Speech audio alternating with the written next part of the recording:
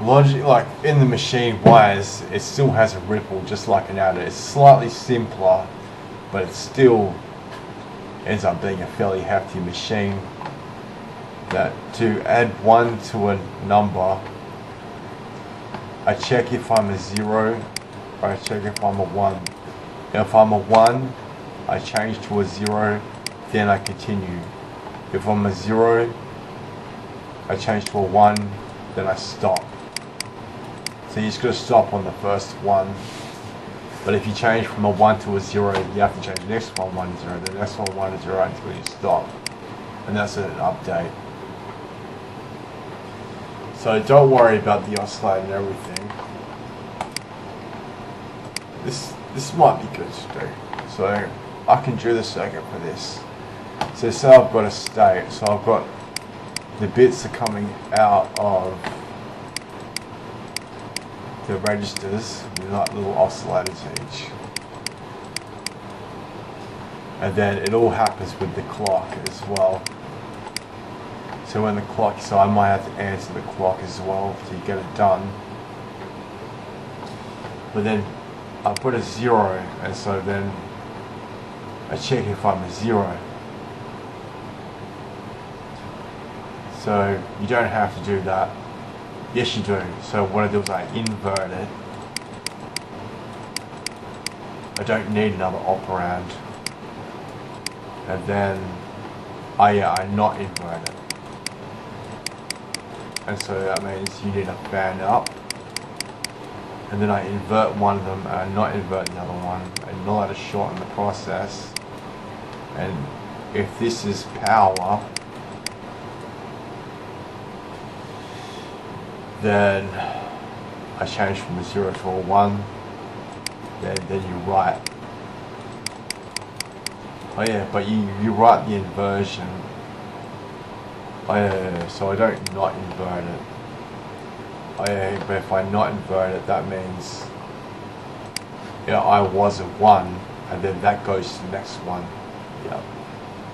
Because if I not, so if I was a 1, I want to change to a 0. Oh no, it's not. That other one's not. If I'm a 0, I don't do anything. And so here I have to fan out. Okay, so here it is. So first off, I invert. Then I fan out. You have to be able to replicate your signal. And then that goes back to right. Okay, and then I invert. Okay, there's one more thing I've got to do.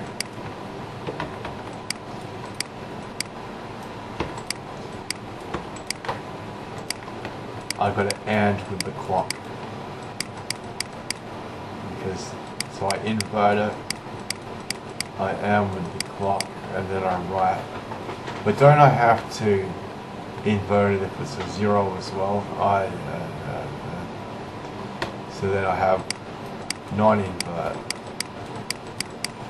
Oh yeah, 9. Yeah, I have to treat it if it's a 0 as well.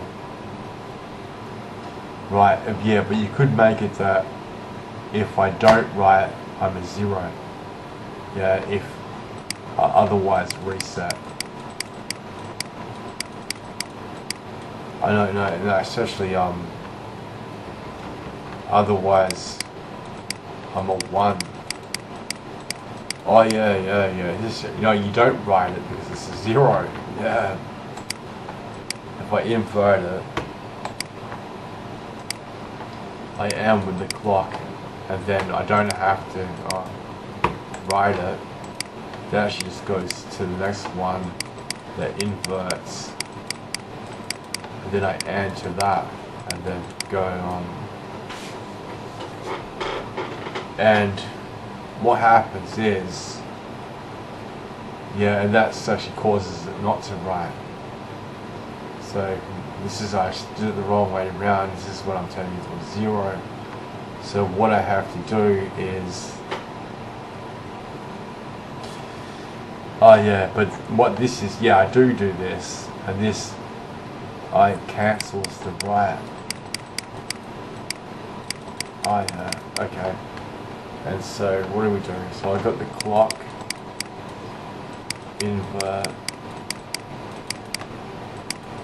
and then invert and add as I go. And every time I do that, I get the non-inverted one. That's when I'm possibly a 1. This is when I'm a 0. So if I invert a 0, I get a 1, so there I get power, so the and comes true. But if I'm a 1, that actually doesn't come true. But then if I get the non-inverted one, if I was a 1, then this has to be a not and. And if the not and comes true, then I write.